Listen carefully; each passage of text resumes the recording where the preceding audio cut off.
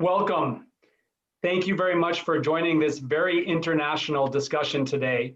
I'm Wade Crowfoot, our Secretary for Natural Resources here in California, and starting off our program, which is of course entitled California to Kunming, the global effort to tackle the nature crisis. We'll spend the next hour and 15 minutes in discussion with international leaders from other subnational jurisdictions across North America, how we're working together, and we'll do more to work together to combat what we're calling this planetary nature crisis. I hope everybody is safe and healthy as we combat the global pandemic, whether we're in California or Mexico or Canada, or really wherever we are around the world. And while that's obviously an important issue of the day, we're here to focus on both the challenges we face environmentally across the world and to discuss a remarkable international collaboration to address those challenges. I will share a sort of broad framing of the topic in just a moment, and then we're going to turn it over to a really remarkable panel. And I'm very excited we've been able to recruit these leaders into the discussion here today, and I want to take a moment to let you know who we're joined by. Leading this panel discussion will be Laura Friedman, our assembly member from the 43rd District of California in Los Angeles. If you live in California, you know Assemblymember Friedman is one of our leading environmental policymakers in Sacramento and has chaired our Natural Resources Committee in the Assembly for several years, and frankly championed the international advocacy that we'll talk about here today on biodiversity. She'll share some opening remarks, and then we'll turn to the Secretary for Environment and Territorial Management in Jalisco, Mexico, Sergio Humberto Graf Montero. And Secretary Graf Montero is a leader within Mexico among states combating climate change and the biodiversity crisis. He'll share more of what Jalisco is doing on these topics. His background is in sustainable forest management and as an agronomist, and he's received Mexico's highest environmental honor from the Federal Environmental Agency, SEMARNAT. Then we'll turn to Jean Lemire, who is envoy for climate change and Northern Arctic affairs in Quebec. You may know that Quebec leads subnational action on climate change and biodiversity, and it's really Jean who is spearheading efforts that we'll talk about in Quebec here today. He is both a biologist and a noted polar explorer, and in collaboration with the United Nations, spearheaded the internationally known 1,000 Days for the Planet series that highlights biodiversity. And then lastly, joining the panel is our own Jennifer Norris, who is our first ever Deputy Secretary for Biodiversity and Habitat at the Natural Resources Agency. She received her doctorate in wildlife biology and has been working across the Western United States over her career around maintaining biodiversity across habitats and landscapes. So let me start by sharing a little bit about what brings us here. And that is, we spend a lot of time in California, and no doubt around the world, discussing and tackling a major planetary crisis, which is, of course, climate change. And over the last decade, I think there's been growing awareness in our country and our world around what we need to do to reduce greenhouse gas pollution and strengthen resilience to climate change. Whether you're in California or Jalisco or Quebec, our residents know that climate is impacting their lives already. Noted in California by easily the worst wildfire season in the state's history happened just a couple of months ago. And so while there's a lot known about that planetary crisis, there's less awareness around another major crisis across our planet, which is the alarming loss of biodiversity, or the mass extinction crisis. That's experiencing every day our world losing plants and animals off the planet forever. And while there's a lot of focus on loss of biodiversity in places like tropical rainforests, it's literally happening across the world, including in our jurisdictions. And we in California, and specifically Governor Newsom, who I work for, has been talking a lot this year about, while we tackle the climate crisis, what can we do to actually preserve our biodiversity? In California, we're very proud that we have remarkable natural richness of plants and animals, among the most biodiverse parts of our country, and one of the world's biodiversity hotspots that has a lot of this natural variety, but that's under increasing threat from climate change and habitat loss.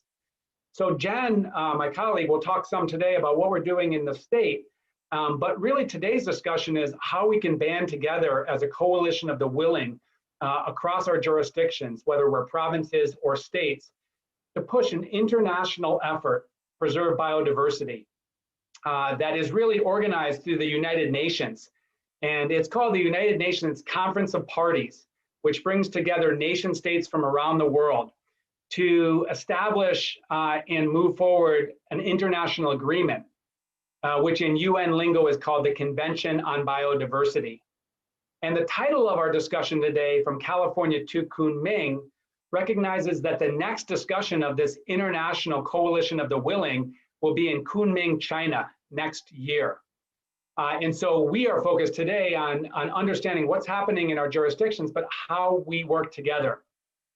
I'm very excited to use the discussion here today as an opportunity to announce for the first time publicly that we as California will engage formally in the Conference of Parties on biodiversity.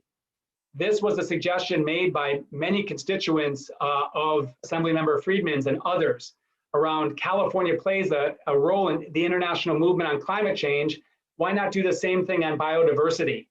So we're excited that we are actually announcing today that we've achieved official subnational status to engage in those discussions and that convening in Kunming, China next year.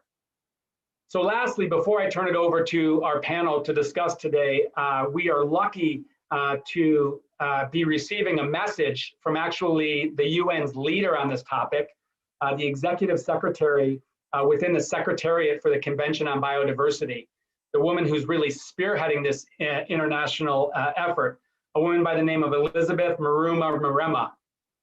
And now we're going to hear a short message from her to share thoughts with us as we engage in our dialogue today. Ladies and gentlemen, greetings to you all. The Convention on Biological Diversity has actively engaged subnational and local governments to support its work and objectives. Summits on urban and subnational issues have been held at its meetings of the Conference of the Parties since 2008. A plan of action on subnational governments, cities, and other local authorities for biodiversity has been in place since 2010. Organizations such as ICLE, Local Governments for Sustainability, the Network of Regional Governments for Sustainable Development, the European Committee of the Regions, and the Group of the Leading Subnational Governments towards the Aichi biodiversity targets have worked to leverage the contribution of the subnational governments. More than half of the 196 parties to the convention have reported on programs, policies, and plans that promote the harmonization and cooperation across all levels of governance. Such an approach has been identified to be an important issue for the post-2020 Global Biodiversity Framework, expected to be adopted at the 15th meeting of the Conference of the Parties to be held next year in China. Several issues that typically fall under the responsibilities of the subnational governments have been proposed to be addressed in the targets of the updated Zero Draft for the post-2020 Global Biodiversity Framework. Such issues include the connectivity of ecosystems, infrastructure, water and food security, and establishment of positive incentives for the sustainable use of biodiversity.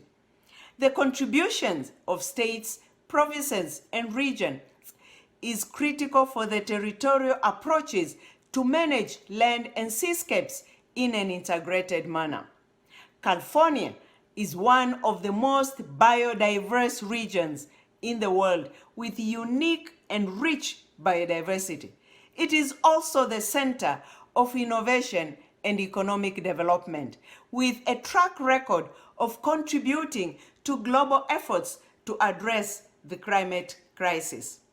The recent Executive Order 82/20, which among other things establishes the California Biodiversity Collaborative and a goal to conserve California's land and coastal waters in the context of integrated efforts to address both biodiversity and climate crises, can serve as an important example.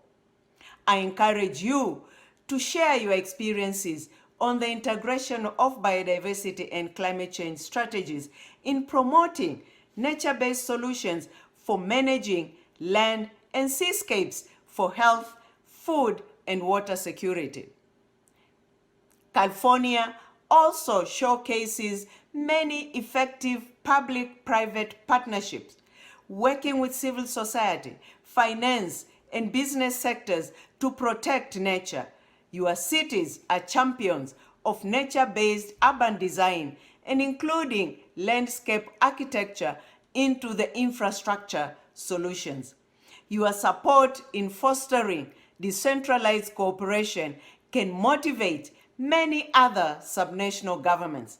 I therefore look forward to hearing about the work of the California Biodiversity Collaborative as it progresses, and to welcome the California Natural Resources Agency into our global efforts to advance biodiversity protection and stop biodiversity loss. Thank you.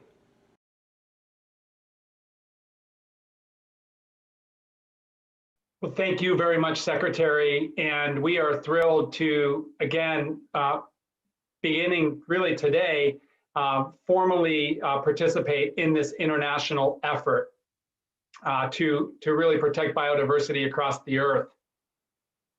And so now we will turn it over to our panel, led by, again, Assemblymember Friedman, to really ask for from you and other panelists high-level remarks on sort of the importance of biodiversity, where we find ourselves given the challenges we face on biodiversity, and what we can do about it together, again, across jurisdictions, as within UN speak, so-called subnationals, our states, our provinces, our regions, to really encourage the 196 countries that are part of this international agreement through the UN to make progress next year when they and we all come together in Kunming, China.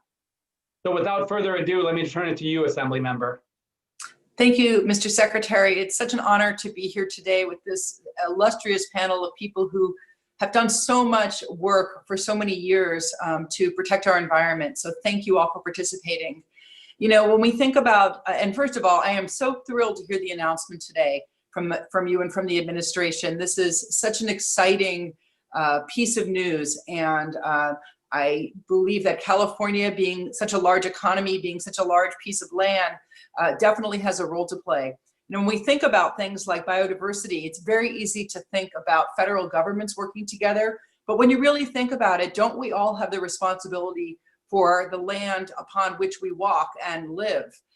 So really, we can do more locally, we can do more at the state and subnational level in many ways, because we can take that direct responsibility for our own environment and our own actions, the way that we use land, the way that we use transportation, how we do or don't protect our environment. I think also when people think about biodiversity, they tend to think sometimes about issues that seem remote, like extinctions of large species like elephants and rhinoceros, but we see every year hundreds of species go extinct, large and small. Even here in California, we've had debates over animals like the Delta smelt and how they impact our use of water. And so we see that this is something that really does affect us. I don't think that people realize that second only to Hawaii is California in terms of the percentage of the state's plants, the country's plants and animals that are at risk of extinction. So it really is incumbent on all of us to help protect biodiversity. And I know in Los Angeles, we think about animals like our P22, which for those of you who don't know, is a very famous mountain lion here in Los Angeles who found himself stranded in our large urban park, Griffith Park, and doesn't have any other mountain lions around him, but does survive there. Unfortunately, occasionally off of koala bears and other animals from our zoo, but we all love him. But it's not just urban areas that are under threat for biodiversity and mass extinctions. Also, our wildlands are facing tremendous stresses with climate change and drought and urbanization and everything else. So I'm very excited to hear what's working in other countries and what we're doing. And I know that Sergio has to leave us shortly, so I'm going to ask him a few questions so we can learn from his wisdom. First of all, if you can talk about the biodiversity efforts in Mexico, what you're doing particularly, and what's working and what's not working. What are your challenges in your region? Thank you very much. And I'm really glad to share this panel with Jen and Jennifer Norris as really good partners. I met Jen in the COP, and we have a very interesting work with Quebec. And well, we have very important challenges. The one of the most important aspects of loss of biodiversity in Jalisco is the land change use problem. We are losing our forests, tropical forest, tropical mountain cloud forest, and boreal forest in our country, pine forest. And we developed a very integrated policy with some instruments. The state policy of natural resource conservation is called Jalisco con bosques. That means Jalisco with forest. That is composed of 5 axes and is aligned with 2 state strategies. The axes are Forest Development Program, MRV system, ecosystem conservation, and that includes natural protected areas and wetlands. And we have a very important challenge together in bird migration conservation programs between the 3 countries. That is very important to consolidate in this in conservation ecosystem in biodiversity conservation. And other axes, reforestation and productive restoration, and wildfire management. That Jalisco is a zone that have a very high problems of wildfires. And we are aligning in 2 strategies.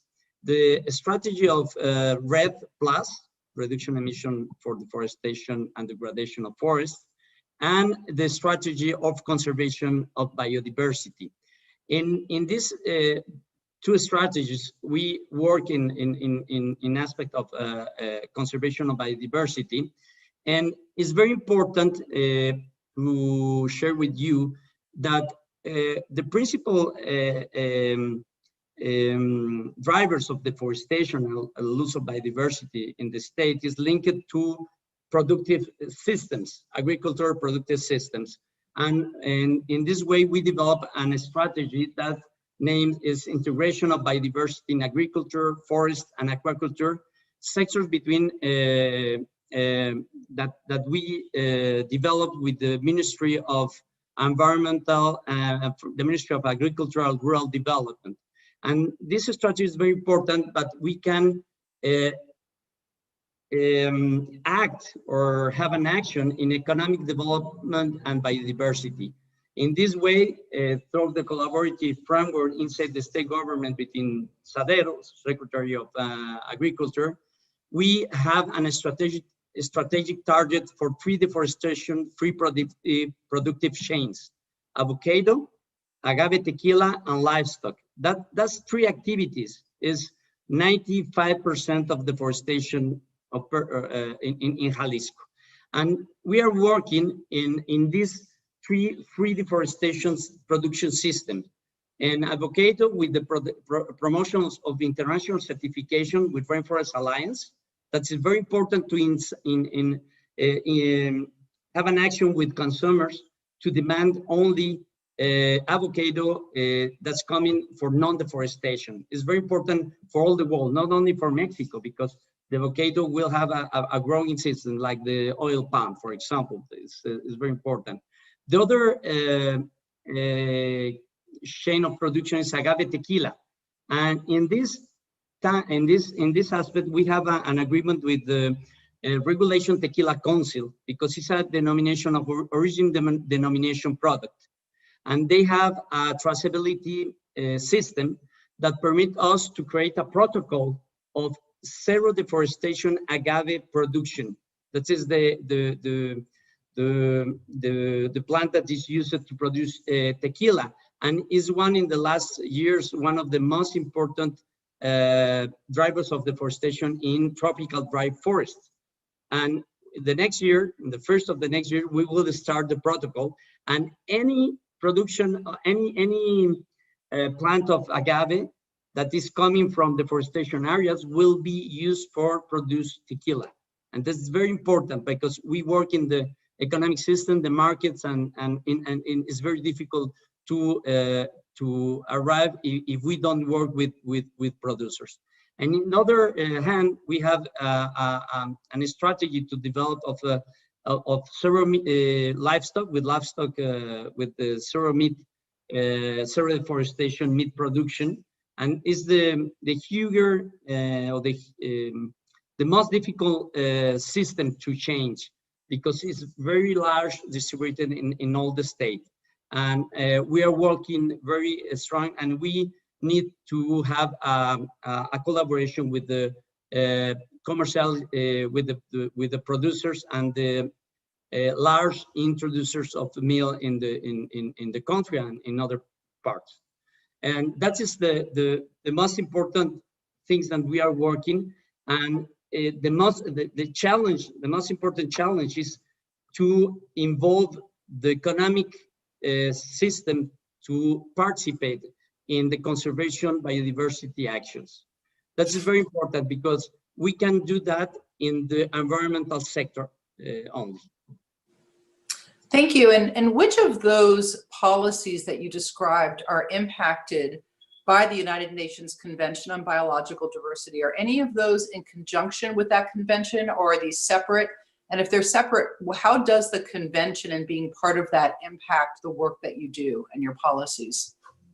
Well, it's part of the compromise of Jalisco in the convention, and Jalisco now is have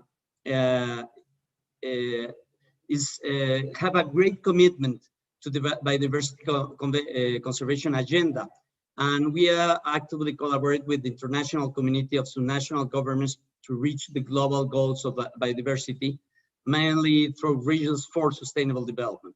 We have the Vice Presidents of America, and we are working, as part of the platform. We already have manifested our interest being part of the advisory committee of subnational governments with CBD framework with regions for coordinates. And we want to work with different platforms to develop this agenda of conservation biodiversity in different areas, not only in deforestation to reduce deforestation and degradation. Thank you. We have a question that came in from the outside that I will ask you, which is whether the tequila producer group that you mentioned is analogous to the Roundtable on Sustainable Palm Oil. No, for palm oil? Sorry? Yes. No, it's not part of palm oil. I think you're asking if it's similar to that. The production of agave is the sugar that's produced of agave. I think they were asking. Tequila. No, thanks. Sorry. I think they were asking whether it's a similar to that agreement. No, the tequila is origin denomination product that's only produced in 5 states of the country near to Jalisco. And Jalisco is the principal producer of tequila of the world. Okay. 70%. And this, but we are working with the regulatory council of tequila in these 5 states, principally in Jalisco, that participate in a compromise with the international commitments for conservation of biodiversity and climate change agenda. Thank you. And if you have time for one more question before you leave, I did want to ask you whether you've tried anything that didn't work, and whether that you have any kind of advice for California or other subnationals looking to do this kind of work.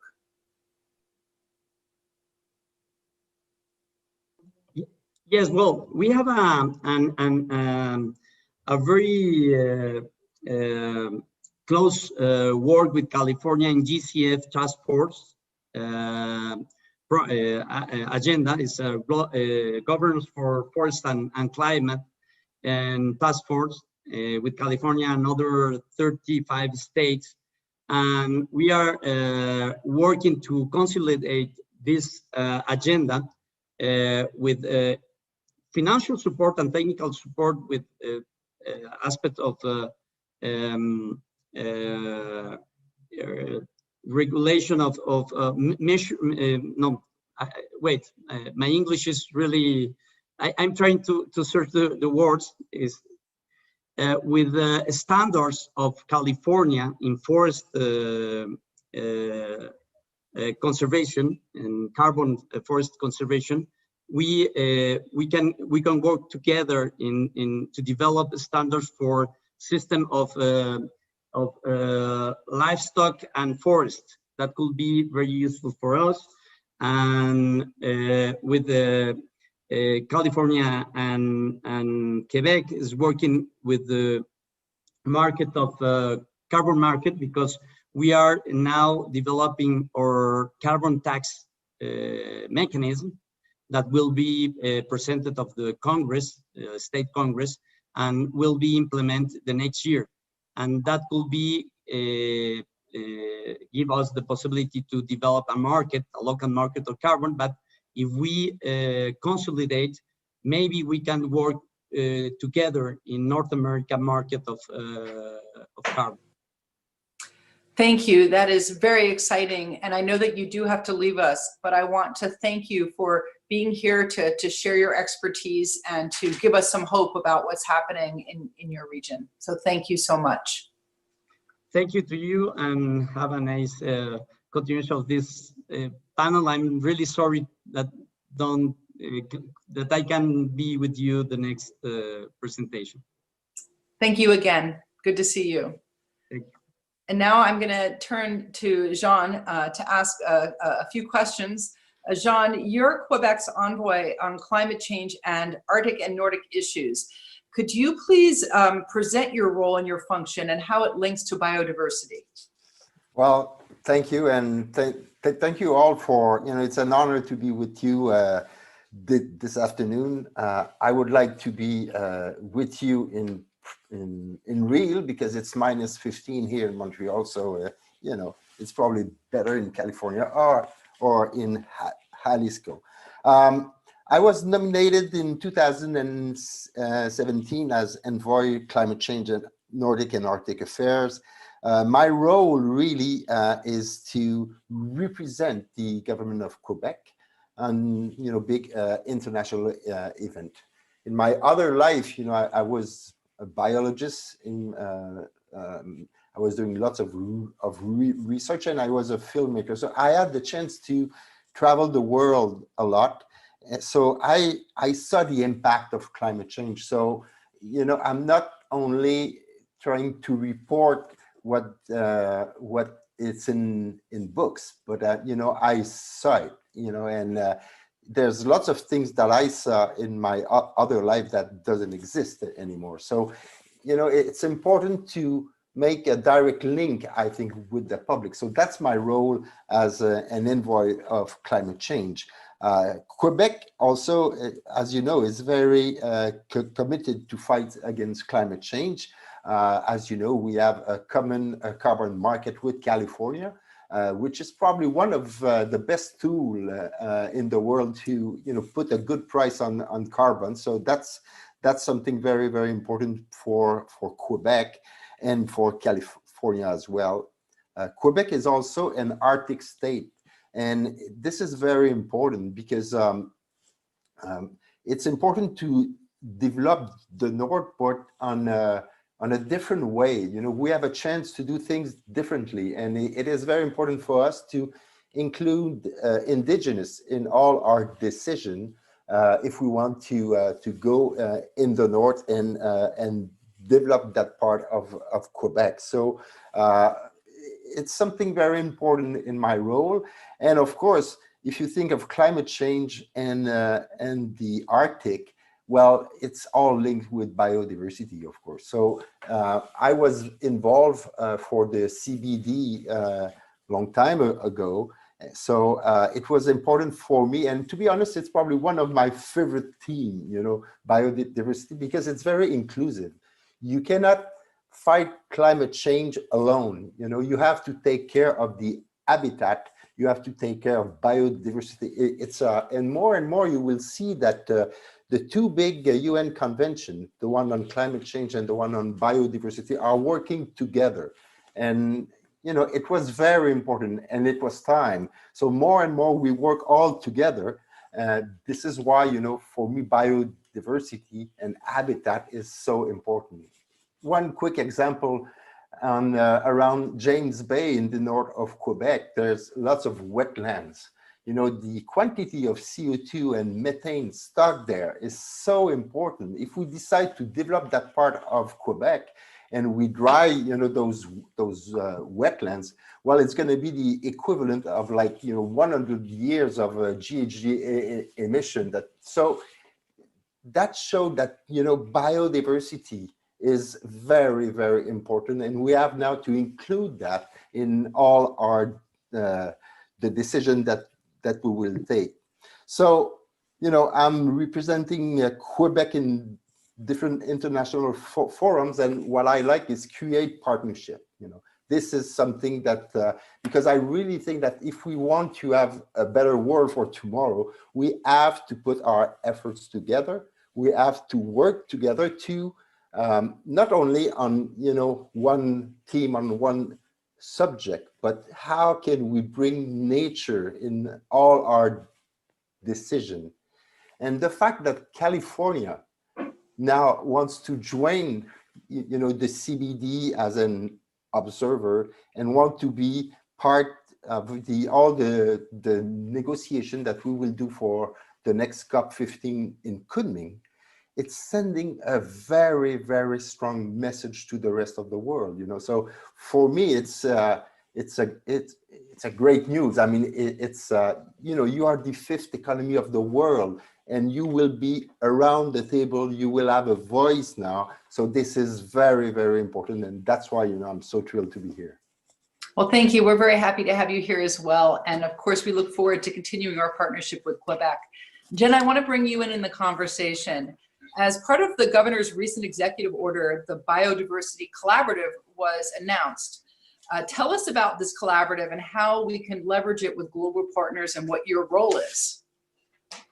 Sure, thank you, Assembly Member. And I wanted to start out by saying how excited I am to get to join this global community. It's something we've been hoping would happen because there's so much experience across the globe that we can learn from. I'm looking forward to being part of that conversation, hearing some new ideas and perspectives. We've had some great conversations with Sean, and every time we talk to him, I learn something new. But yeah, we definitely hope to contribute to the dialogue. California, as you know, has a proud tradition of environmental conservation, and now I think, you know, we're taking the lead here in the United States by committing to this 30 by 30 goal. The governor's executive order really elevates land conservation in its effort to combat climate and biodiversity. And, you know, our commitment to that goal is a place where we really are excited to show how it can be done. And the California Biodiversity Collaborative is a really key piece of that conversation. We heard in 2011 that the Aichi targets, you know, they were set, and one of the reasons maybe we didn't meet them is there wasn't enough local engagement. That's something we heard from our international partners. And so having the Biodiversity Collaborative, it was a very purposeful decision to make sure that as we move forward and think about conservation across the state, we leverage, first of all the scientists and conservation practitioners out there, the land stewards, the farmers and ranchers, the hunting and fishing community, the people that are out there that really understand how the landscape is being used and what's there. And we bring them together to help them, ask them to help us create a vision for how we'll reach 30%. And in a way that ensures we drive on a whole bunch of our priorities, our key priorities, including access for all, equity, and climate resilience. So this is a really exciting time to be in California. The Biodiversity Collaborative is going to be a platform run by the state where we're going to bring together people in that conversation. We're going to invite all stakeholders across the state to be engaged and really see themselves as part of the biodiversity solution. Thank you. I'm going to go back to Jean now. You have been involved with the United Nations Convention on Biodiversity for quite a while now, even before your nomination as Quebec's envoy. Could you describe the evolution of the convention? And also, I'm really interested in how subnational governments, how places like California have an impact and participate. Well, first of all, you will understand why I got lots of gray hair, because I was there in Nagoya in 2010 when we had that very important COP where we I remember a very long last night of negotiation. We were supposed to have a party at 6 p.m.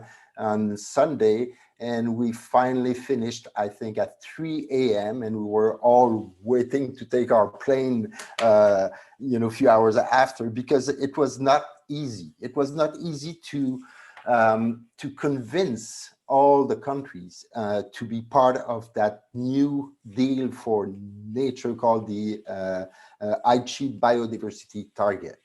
And after 10 years, we should admit that sadly we failed. Most of the targets will not be met by parties, and like Dr. Norris said, one of the reasons you can put nice principle on paper, but if you don't have a good series of mechanisms to implement them, well, of course, you won't have lots of success. And this is where we have a big role to play, subnational and even local governments. Why? Because we are, in a way, the voice of the public. And there's no way that we will succeed if the public is not with us. And this is, if I have one big advice to give you, is stay close to your public, your NGOs, because we have to transform that to a whole of society approach. We have to work together. And for many, many years, my role and the role of subnational government at the convention was to battle to have a voice. Now we have that voice. So your timing is perfect, really, California, because for many, many years we were there, and it was difficult to be able to say something, during those meetings, and we were always saying the same thing. Well, the subnationals should have a voice. Now we have it. So now it's time to go to another level, and this is why it's so important, and why, again, the message that you're sending to the rest of the world is so important. Now, subnationals and city, and we will all work together, and we will have a real voice. And it's great because in the preparation of the new biodiversity framework that will be adopted in Kunming in 1 year, it's clear that it's going to be a all of government approach. So we have a voice, we are there. So again, great timing for you, California. Great. So Jean, what is Quebec's specific involvement with the convention, and how are you using that voice right now to raise issues in Quebec and other places? Well, it's funny because Quebec is linked, with the CBD since 1992 when it was created, really. And we host the secretariat in Montreal. the office of all the people there, around 120 people working there, and we are in the same building, so it's easy for me to have good link with them. And Quebec decided to be very active in biodiversity. We have lots of different groups, like Sergio talked about, the advisory committee of subnational governments for biodiversity is one of the group, and it's the official voice for subnationals to the CBD. So we work all together, and we create tools that became reference for the CBD. For example, this year we were able to work with our friend from Scotland, and we put together the Edinburgh process. So it's the plan of action for subnationals, and this is part of the negotiation actually for the next biodiversity framework. So that relationship, that close relationship with the CBD and us and the other members of the subnational are something that can bring again our voice around the table. And it's great because you have to see how it works a little bit. When you are in with all the other parties, it's great because in UN you have to be it works under consensus. So you have to go, and let's say that California is in Kunming and there's something on one goal that it's not working really well. Well, you have very good relationship with China, for example. So you can go, and have a little meeting with China and try to convince them, This is where it's very, very useful, because on little meeting like that, you can change, the way that the negotiation are going. So it's maybe difficult for the public to understand the role of diplomacy, but believe me, we will write the chapter to conservation of our planet for the next 10 years. So this is what you will be part of, and this is why it's so important. Thank you. So I'm going to drill a little deeper on that. So you mentioned that Quebec has been able to have more of a voice in the negotiations for the 2020 framework. I'm wondering if you can give us a little preview of what the objections are, what the goals are going to be for that framework. What is it that you're pushing for? What do you hope to see out of that new framework? Well, one of the goals, maybe the goal that is more known, is that 30 by 30. We have to protect 30% of land and seas on the planet for 2030. It's difficult, We have to work very closely with everybody, because some countries are okay with that, but some others, they're not sure. So we have to be there to convince them.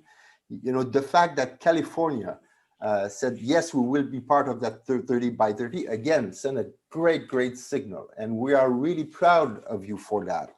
But let's go in detail. What is the definition of a protected area? There's lots of categories, and we will have to work on that a lot if we want to be to write a good chapter, So this will show a little bit how difficult sometimes, and it's in details that that we will have a good or a bad result. Another example, one of the target that we have right now, say the world agreed to use 50% less of pesticide. That's great. 50% of what? So we have to work all together, and this is on the field during those meetings that we will decide. Okay, it's 50% percent of those product or in quantity, and we have to agree. All the 196 parties have to agree on that. So this is where, again, we can play a big role, to be sure that that the chapters that we will write will be the good one. A last example, when we were in 2010 in Nagoya, the Aichi biodiversity target were a good intention. We know that it's not working. You can say, we will try to reduce the pollution. That's great. But if you stay at that level, you won't have any good results. That's why we failed. So what we want to have target that is easy to measure in time. So we want some smart targets. So for that, again, we have to work together to write all the conditions and details. Thank you. And I just want to, before I go to the next question, just announce that if anybody who's watching has a question, to please go into the chat section and ask the question, and we'll try to get to as many of them as we can. I'm going to start on the next question with Jen, but also it's also for Jean. And that's going back to a little bit of what you were talking about, which is that when you're in a process like the UN process, there's the diplomacy and the negotiation part that it offers you. But I want to pivot to some more concrete examples of how we can work together as subnationals. And I'll give you as an example, the carbon markets. Quebec and California certainly work very closely in climate change with the carbon market. But how could we join together? And with places like Coleco and other like-minded subnational governments on our own, how can we then work together on biodiversity? What would that look like? Beyond agreeing that we're going to hit a certain target, is there anything more concrete that we can do together? And I'll start with Jen and then go to Jean. Well, thanks. I'm sure there are many ways that we can collaborate. I mean, the most basic is just exchanging information and knowledge. What has worked, what has not worked. It really is true that there is a diversity of information and experience out there that we can all learn from. There's lots of roads you can run down and come right back out and discover that wasn't a good process. And so helping each other move farther faster is one way. Earlier, the secretary was talking about, Secretary Graf was talking about the avocado market, and how can we work maybe across to improve information about where our avocados come from and which avocados you're buying, like create sort of information campaigns. I mean, it seems to me there's lots of different axes that we could be thinking about along the lines of market and information sharing, and obviously science. And then there's a whole bunch of species that don't really respect the borders, right? And they move between California and Mexico. And there's already work underway, for example, on the Mexican wolf, where we're working with Mexico to, not California, but other parts of the country where they're trying to, improve that species distribution. So there's opportunities there as well. Jean, do you have anything to add? Yeah, I think that normally what we do, and it's very useful, we should add a roadmap together, from now to Kunming, and put our teams together. And this is, a good example of concrete action that we can do together. We have a big group of scientists. We have different programs. We are playing in that game since so many years. We can share that information, and I'm sure that on your side you have lots of information that can be very useful for us as well. So let's put together a kind of roadmap, and from now to Kunming we have 1 year. It's a very short time, so we should start really working together, put our teams together, a little bit like we did for the carbon market when we started, and look what it gives at the end. So we have that chance. And one key aspect of all that will be, and not only between Quebec, Mexico, and California, for the entire world, it's going to be the communication, and you can play a big role on how we will sell, the importance of biodiversity to the world. It's much easier for you. If I want to have a meeting with the big boss of Google, I'm going to probably ask you to give me his phone number. You probably have already his phone number, so you can play a big role on communication. And again, why is it so important? Because it's linked to the public. We cannot forget the public, in that equation. They are part of the, with the pressure that they can put, on the system. It's so important. And I should probably not say that working for a government, but to be honest, it's so important. NGOs are doing great works. You have good relationship with NGOs, so again, communication and working together with a roadmap to from now to Kunming. And Jean, I would just say that, we'll be spending the next year tackling that question you referenced earlier, which is, how do we talk about conservation? What does it mean to protect 30%? And I think, another sort of along the lines of your, information and communication, in California, we really want to demonstrate that we can deliver on conservation and also have the fifth strongest economy, and we can have food security, and we can meet our renewable energy goals. And so there's a lot sort of intersection of complex issues that we're tackling, and to the extent that we can tackle them together, I think that'd be really great. Jen, since you brought up California's goals and California's desire to show the world that you can be sustainable and be successful, how bad is the biodiversity crisis in California, and what are the root causes, and what have we been doing to date? Habitat loss is certainly one part of it, but it's not the only part. And one of the questions I saw in the chat was about the impact of pollution and pesticides on biodiversity. So before we move to the questions, can you give us sort of the situation in a nutshell? And are we getting better at looking at this, or are we getting worse in California? It's definitely a big problem, and honestly, the climate crisis isn't helping. To John's point, like, they're really interrelated, right? The extent that habitat loss is a problem for all species. Everybody needs somewhere to live, and if you don't have habitat, that's sort of fundamental.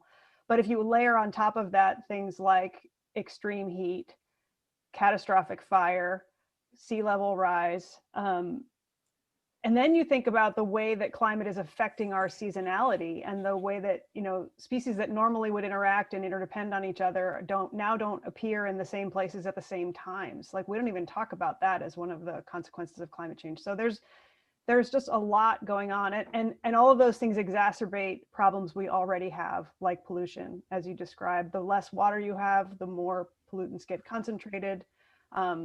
Drought is obviously an issue. So there are a lot of challenges, but I would say that California has always been an innovator. We have innovative policies that are in place to try to get ahead and plan our communities better and think more strategically about how we use our industry. And so while the crisis is real, I think we also have a very aware industry and business sector and government folks that are really engaged in conservation. I've been in conservation in California for over a decade, and I've really never had any industry person come to me and say, I just don't want to do it. They're just like, how can I do my part for conservation? I want to do my project, but I also am willing to help. So I think there's just an ethic of willingness, and we are still innovating in that space. So I have hope, but it's a real challenge, and we got to get to work. That's terrific. Thank you. Now I'm going to turn to some of the questions that we've gotten from those that are watching, and there's certainly a lot of interest here and a lot of questions. Let's see, one person asked what you think, and I think this might be for you, Jen, what you think are the most important land conservation tools that you can use right now in California, and how do we convince development hungry areas to buy into conservation efforts? So the tools, I was alluding to this earlier. California has some really innovative land planning tools in their toolkit. The NCCP Act and the related federal habitat conservation plans, like, those are really strategic land planning tools. We do good general planning in general in California, but when we layer on conservation on top, we can do that really well and identify the places that we're going to set aside for development and the places that we're going to protect. And I think that's really important. What was the second part of the question? The second, well, I think that was really it. Is that I good? think Okay. the second part of the question was really, how do you convince areas that are growing Oh. that they need to set aside land to conserve? I think that's something that is our Office of our Strategic Growth Council is really working on. I think there's other aspects of our government that are pushing that. And I just think people recognize that they want nature around. People don't want development everywhere. You know, they're willing to be more compact if they can have more beautiful wild spaces. And I think to the extent that we can support each other in having infill development, I know my neighborhood's complaining about a tiny little infill project. I'm like, just let it happen. It could be okay. You know, the more we can support that kind of smart growth, I think we'll be successful. Well, that is the irony. You know, a lot of times communities don't want to grow internally, but if we're going to grow because we have more people, then either the growth's going to happen inside of a community or inside of a city, or it's going to go into an area that has not been developed yet. Exactly. So I do agree that sometimes even people that are environmentally minded don't see the link between saying no to more density in their own community and having sprawl and more development in greenfield and more pristine areas. So thank you for bringing that up. And places that are wildfire prone, which we don't want more of that either, right? So yes. We've really got to get smarter. Yep. Somebody asked about environmental justice communities and how that fits into this equation. And John, I don't know if this is a big topic in Quebec, but here communities that are economically disadvantaged tend to have a lot more polluting industries within them. They tend to have less open space and green space. So the question is whether those communities come into this equation and how.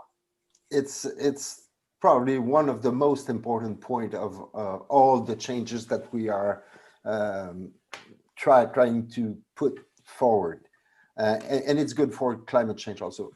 One thing that the pandemic brought was the importance of environment. That's clear, you know. To be honest, I'm in that business for many years, and in the last year, people realized the importance of environment and habitat, and so. As you saw now, you know, all the new green plan to restart the economy put the environment in, you know, at the right place, you know, a better place than before at least. But it is an occasion to do that just transition. It is important. We have to include, you know, if you want to change things, you cannot put people on the side, you know, and it's a great occasion worldwide to change our economy, change our way of thinking, and bring, you know, the most vulnerable people, you know, in that new way of thinking. So, you know, it's to be honest, I don't think that we will succeed if it's something for where we cannot have a better social justice. If not, we will fail again. You know, we have to include them, and it's a new way of thinking. And this is why, you know, I'm so excited, because I really think that it's a change of mentality right now, and we have this unique occasion to really put new rules for a better world. And if we miss that that chance that we have now, you know, it's going to be very difficult. Also, when you think of nature, it's easy to love nature. I should say, even if you did a great work for climate change, it's easier for the public to take care of nature because they realize that this is where they live, you know. So again, it's important to bring everybody in that new way of thinking, because normally it's easy to protect something that we like, and we like nature. So, you know, it should be, if we do our work well, we will be able to change the mentality. And I'm pretty sure we will be able to change the way that that world will be working, the way that we will be all living, and it has to include everybody. Thank you. Very well said. This is a question that I really, really like, and it's about habitat restoration. Certainly, we've had catastrophic wildfires in California, and I know that there is a debate about whether you go in and actively try to restore those lands or allow nature to do it itself. In Southern California, where I live, our hillsides are covered every single year with non-native and invasive grasses that are highly flammable and also do not provide habitat for our native animals. And we, like it or not, have a role in either trying to remove that and restoring it, or trying to adjust or allow nature to adjust for it. So I'm wondering if you have anything to say about that. And I will just say, as a policymaker, one of the things that's frustrated me is our own state agencies don't seem to respect this. And I'll give you an example. Recently, Caltrans has done a freeway widening program in my area. And when they went back in to try to add greenery, they used all non-native and some invasive, but certainly all non-native greenery that offers absolutely no help to our native our goals to restore native species, both plant species and animal species. So if we can't even get our own agencies to prioritize something as simple and easy as planting, how can we possibly deal with restoration at a larger scale? Well, I have good news for you. In the new biodiversity framework that will be adopted in Kunming, restoration is one of the key theme, for the future. So that means that, this will be very, very important. And again, this is where, it's going to be good to have you on board, because you will be there for when it's time to write those sentences that will cover that aspect of the next framework. So restoration is one of the priority. The impact of indigenous in decision is also one of the key priority. Connectivity is also, a key word that you will hear a lot. So those are three aspects of the next global framework that we will all work together. But it's there, and we realize that it's very, very important. Jen, do you have anything to add? I think you and Jean said it well. It's critically important. We can't just protect the places that are left. We have to do work in all of the habitats out there. So I think it's critical to work on restoration and do it better and faster. Here's a question that I'm curious about. Somebody reminds us that about 47% of California's land is federal. So how does our 30 by 30 initiative influence or direct federal land management planning? And are any of those federal land management designations considered protected right now? So the second part I'll answer first. Yes. So what I should tell you is that the first part of our work on the 30 by 30 is taking an assessment of where we stand now on our way to that goal. And all land ownership types contribute to our protected, our conserved definition in my mind. So if they're already protected for biodiversity, they're part of our overall assessment of what's conserved already. And so there are federal lands, there are state lands, private lands.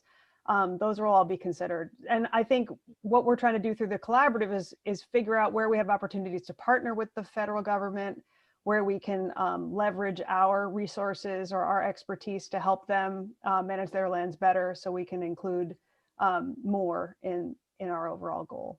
But we intend to do it across landscapes. So even, private lands, folks that are doing conserving biodiversity on farms and ranches, for example, there's a lot. And I failed to mention earlier the importance of our tribal partners. They've been protecting our lands, since the beginning, and they have a lot to teach us about what we can do to live more in concert with our biological diversity and live closer to the land. So that will be a huge part of our collaborative conversation. Thank you. There is another question that is that the post-2020 framework has a monitoring component. Is the biodiversity monitoring infrastructure, which will collect data on the status of biodiversity, guide target implementation, and provide indicators of progress, sufficient? And where and how should it be improved? And if you can't answer it, we can take it under advisement for something for us to think about as we move forward. Yeah, that's probably, you know, I won't go in detail with that, but, you know, we can come back with the answer. Okay. With climate change, the financial institutions and now some major insurance organizations are becoming more involved in working towards the goals because they realize that it impacts their bottom line. How do we engage some of these similar large corporate interests in biodiversity? That's a very good question. You know, in climate, we have what we call the Race to Zero group, and it's very impressive, the progress that we are doing in terms of, you know, there's more than 125 countries now member of that Race to Zero. The Race to Zero, to be clear, is you know, zero net carbon in 2050. Carbon neutrality for 2050. So this is a movement that is going really well. They started like 2 months ago, the same kind of group for biodiversity, and there's already more than 600 big companies that have signed that declaration, and they will now include conservation of biodiversity in the way that they are working. So it's starting, it's going to be growing very fast, and more people realize all the link between, of course, climate change and biodiversity. So this is, you know, why it's so important, because, you know, if you want to be carbon neutral for 2050, of course you will need the services of nature to capture also some CO2. So it's really linked. So if you don't take care of your forest and oceans and habitat, of course you won't be able to put in your calculation the CO2 that, you know, is captured by nature. So this is more and more linked, and this is why the two conventions are working more and more together. Someone asked me a question, which was whether I see well-regulated hunting and fishing and those lands as being part of protecting biodiversity. And I would just simply answer yes. And we've seen groups like Ducks Unlimited, and some of the fishing groups, Trout Unlimited, I think it is, do amazing work lobbying for protecting land for that kind of recreational use. So I personally believe that partnering with the hunting and fishing community, the people who hike and enjoy open space and the outback is key to getting communities involved and the public involved in supporting these efforts. As Jean said, if we don't engage the public, we certainly are not going to win this particular battle. There are a lot of questions here all about other biodiversity impacts besides conservation, being again the pesticides, the pollution, oil and gas extraction. And I just want to I guess, roll them up into one question to see whether they are dealt with in the UN's biodiversity program, or whether it's only conservation that program looks at, and what here in California we're planning to do, Jen, from your perspective in terms of that. And because I know we're running short on time, there's an additional question from several people about how we prioritize different pieces of land, because every piece of land isn't equal. There might be land that has a wider range of species or more important species, or even land that's used as migratory paths. So those are two completely separate questions, but I'm going to throw them out together to give you guys an opportunity to answer. John, why don't you take the first and I'll take the second? Well, okay. Well, just quick thing about the 30% of protected area. One thing very important, and for example in Quebec, you know, it's a huge territory, so you have to to be honest and try to have protected areas that regroups different ecosystems, because your goal at the end is to protect the biodiversity. So you have to choose, areas where, you have a full range of different ecosystems. So that's one thing. Also, we hear a lot about that 30 by 30, but be sure that the first draft that we have, there's lots of different goals, and it's way over conservation. It's the role of indigenous communities. It's touching about everything: water, land, oceans, of course. So this is very complete framework.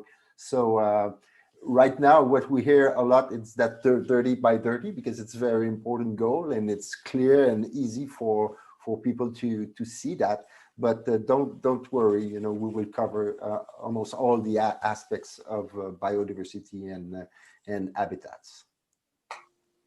Jen?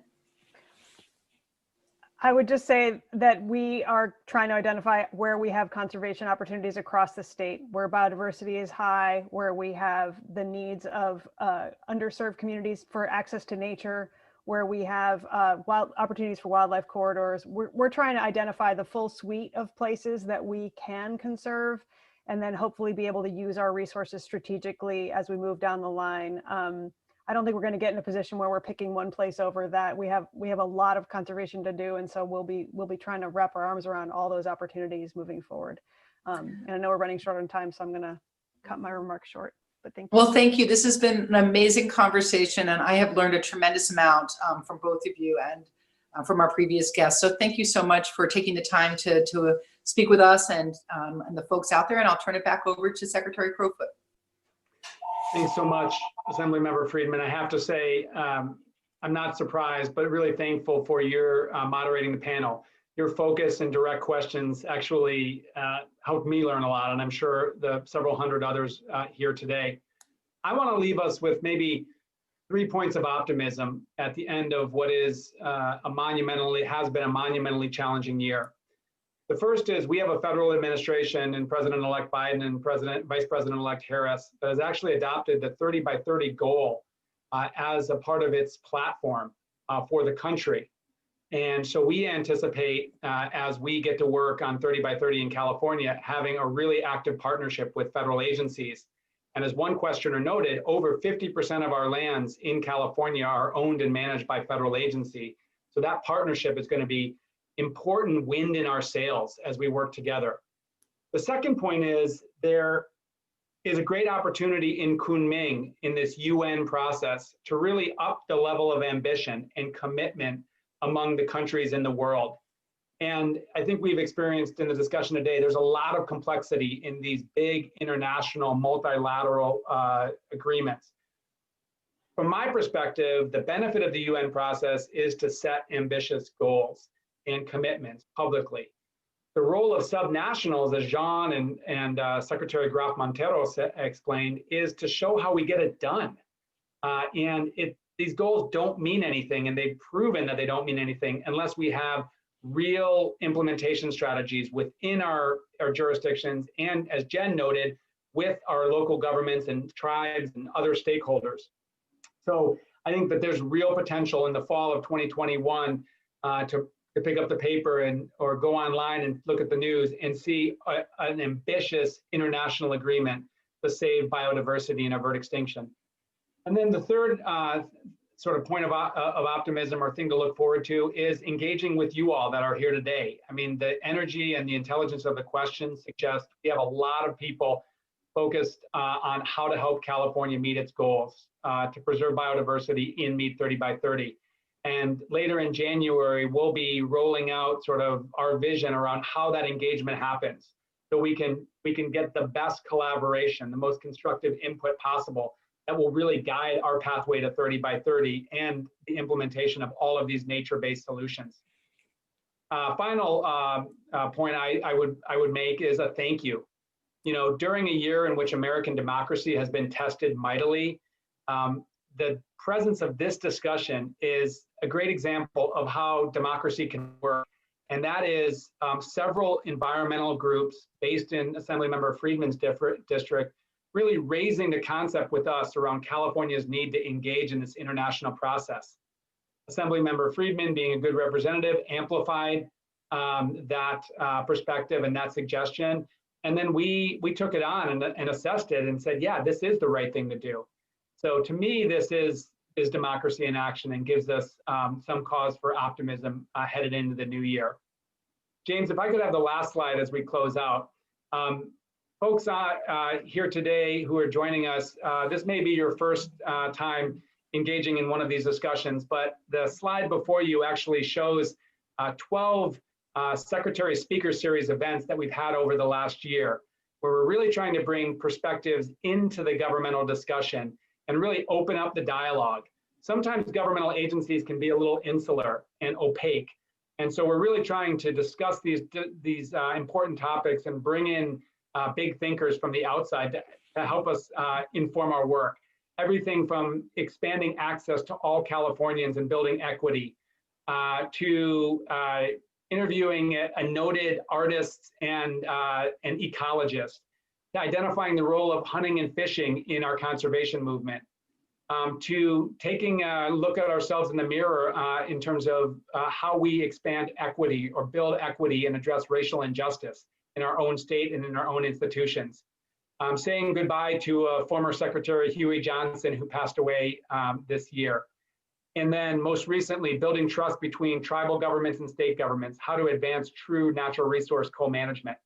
So I'm thankful that you've tuned in today, and for those who have tuned in to other events, if you have good suggestions around other topics for us to take on, please do share it with my team.